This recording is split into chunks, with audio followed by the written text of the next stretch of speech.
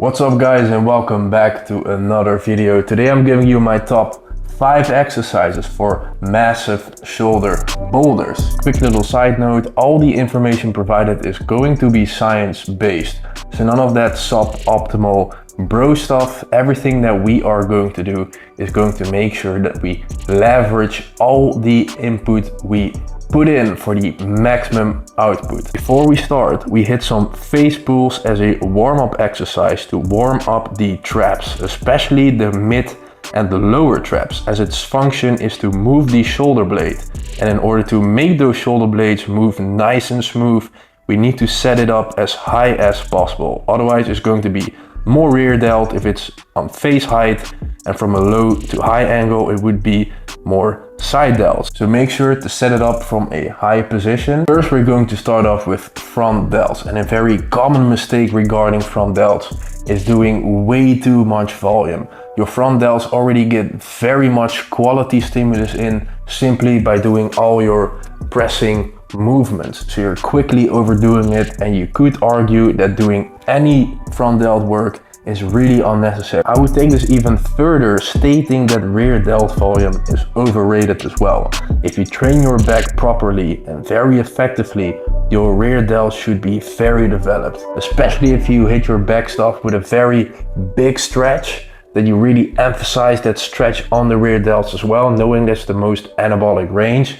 There's not very much of a need for doing additional rear delt work.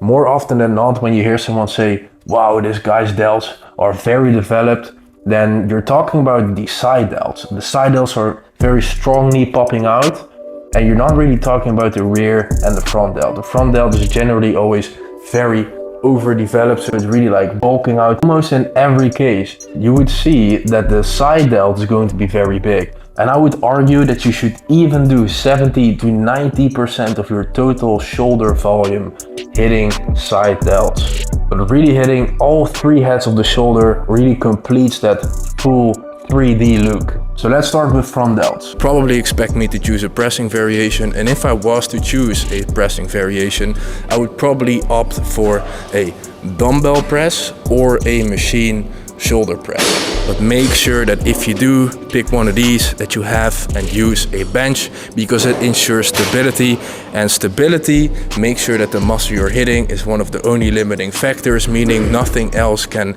impact your ability to perform and minimize output in that movement. And that one is very important. To avoid injury and irritation, we are going to choose something else. We are going to choose a bilateral cable front raise. Picking this one, you can really greatly isolate the front delt without having to use any of your triceps and elbow joints, which are already getting a lot of load in doing all your tricep and pressing work. So maybe adding another shoulder press in could cause eventually irritation and injury. We're gonna do something totally different that does not allow us to basically move our elbow. Instead, we are going to do a bilateral cable front raise. One of the reasons is that it gives me a ton of motion in the front delt, and for maximum effect, perform it on the free motion machine, so you can move behind the plane of your body and get a huge stretch on the front delt. Lots of people don't have access to that. This would be a fine alternative exercise by doing it with a easy bar. The cue here, keep your chest up. If it's not, you're not stretching your front delts as much at the bottom. And then basically perform like a curl, except for not bending your elbows. You keep your chest up, because if you're not, then basically you're not getting that full stretch at the bottom. By keeping your chest up, you are. And then go all the way up, all the way. And then slow eccentric, big eccentric. Here in the front is going to be the hardest. Keep controlling it, keep controlling it. Chest up, pause. Quick concentric, hold all the way up, and then hold that eccentric. Hold it, hold it, hold it. Moving into exercise number 2, we are going to do the first one for the side delts with dumbbells. Something that's always very easily accessible for everyone. No fancy machines. When it's busy, there's always a weight that you can pick. Only one piece of equipment as well, so very accessible for everyone. Now we're going to do super range of motion side lateral raises. also known as butterfly raises. So it's basically like a side raise, but then instead of doing half range of motion, you go all the way up until here. And ideally you want to try to keep your palm constantly in the same position like this. Keep it, keep it, keep it, keep it. Reason being, if you keep it the same, there's even more shortening of the muscle in this portion. So this would be basically a partial rep, and that would be a full range of motion rep. There's not much tension at the bottom, so if I'm holding them like this, there's only gravity always comes from above, so there's only gravity pulling on my arm right now, and there's not a lot of tension on the delt. The most tension is always in a 90-degree angle to where the load is coming from. So if I'm holding it out like this, gravity is pushing upwards, so it's going like this. That would be a 90-degree angle. So therefore, to keep the tension on, we are going to keep our arms in this position, kind of 20-30 degrees away from our body, to keep that constant tension. Again, slow eccentric on the way down. Pause. Quicker up, not too explosive that you lose control, all the way up. And slowly control down. And a slightly better alternative for this would be to use a similar side lateral raise machine like this one. And the reason why it's better is because this machine provides a constant resistance curve. So there's just as much load on the delt throughout the full range of motion, top, mid, and bottom, which is very nice, but not a lot of gyms have this piece of equipment, and not all of these machines are as great. It's very important that the load doesn't get lost anywhere in the movement, which often happens with machines because, well, unfortunately, the majority of machines are not made by people who understand quite a bit about lifting. But if it does meet all the requirements, that you could switch out this butterfly, aka bilateral super range of motion dumbbell side raise. That's quite a mouthful right there for this shoulder lateral raising machine. All right guys, moving into exercise numero 3, probably my favorite one of today, because of two reasons. One, the first one being is that it's a unilateral movement and your body is much more capable of focusing and concentrating on one limb instead of two. So you're gonna have more quality just doing one arm or one leg, in this case arm at a time.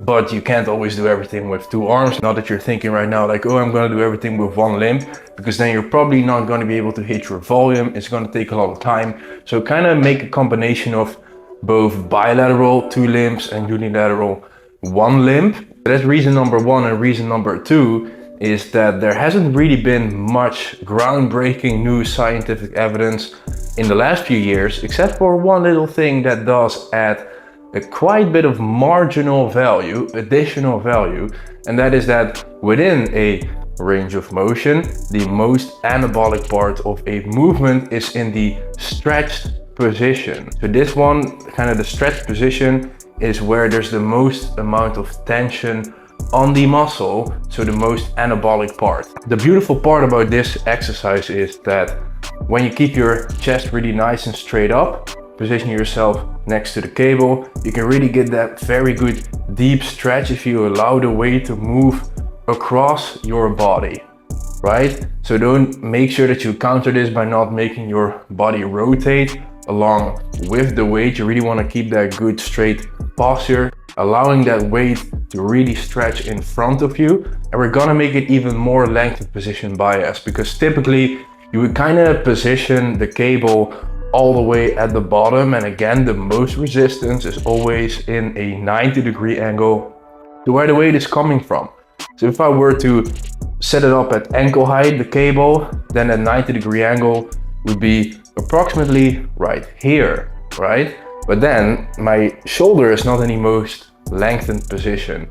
But if I position that cable kind of like on hip height, then that 90-degree angle is gonna be right now in the position where my shoulder is in the most lengthened position. So that's double your money, man. So put it on that height, keep that posture good, stretch right and nice in front of you, and go up like this. Now, why am I going in this motion and not just regularly to the side? Because if I go like this, then I get a lot of shoulder elevation. This will happen a lot, and that's a function of the trapezius, the upper trap muscle. And then what happens, the delt that we're trying to train is less of the limiting factor within the movement, and we do not want that. We want it to isolate it as much as possible. So if I put it on hip height, I kind of cancel out this entire shoulder elevation part, because my trap can't do anything from the side. It only lifts weight from the bottom. So if it comes like this and I move like this, then I eliminate the trap involvement. In addition, your shoulders are not naturally standing like this. This is kind of like a forced posture. Your natural position is to kind of have your shoulders a bit more like to the front like this. And this motion is called the scapular plane. If you were even to pick something up, you wouldn't really pick it up like this. You're likely going to do something like this, something into the front with your shoulder. When you look into simple biomechanics, something that I highly recommend you to understand at least a little bit of how the body moves, then you will see that this is called the scapular plane, and a motion in which the side lateral delt is mostly used. So move in the front of your body.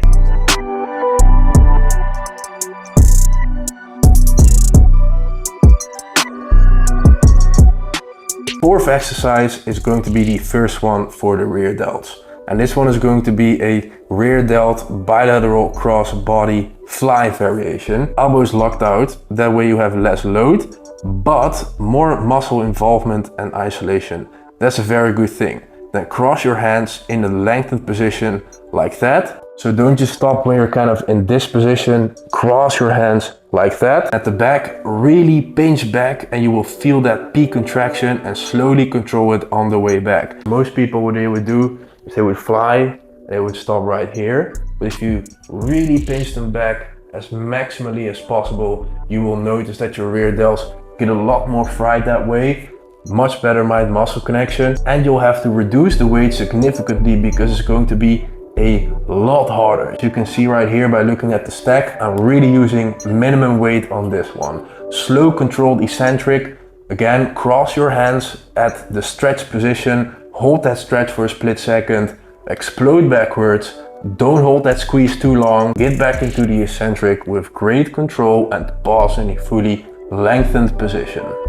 Now the fifth one is going to be a unilateral variation. I like unilateral movements personally because your brain is much more capable to focus on one limb instead of two. So the quality is automatically going to go up. However, the cost is that it's less time efficient and maybe puts on a little bit more systemic fatigue. Sit sideways instead of in a normal position.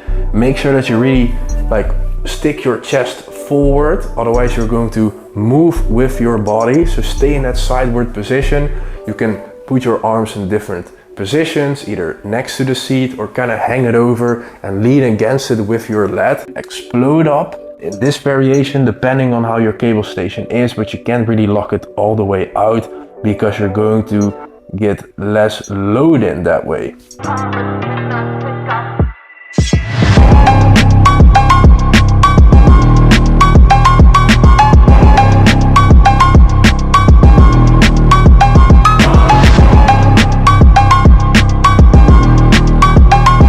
Guys, I hope you very much enjoyed this video. Thank you for coming this far into the video. It really shows that you're serious about your training and that you're willing to learn and don't just take anything for granted, and that you really want to make an effort to build that dream physique.